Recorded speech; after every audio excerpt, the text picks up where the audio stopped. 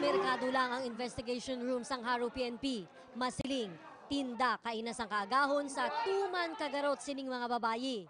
Pasado alauna sang aga, nagginagamo ang mga babayi sa Andox. Mga ala, bato.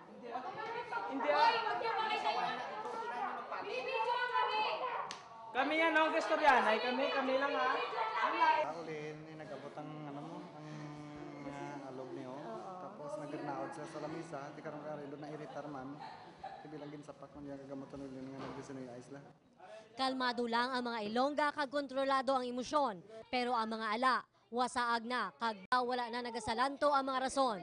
Maparas pa ang mga baba. Sa sobra gani kapamuyayaw sang isa, nagkalaapok, pati pustiso sini. Bawal yan! Bawal yan! Bawal yan! Talaga. Nakakabawa sa picture ka ano ka ba?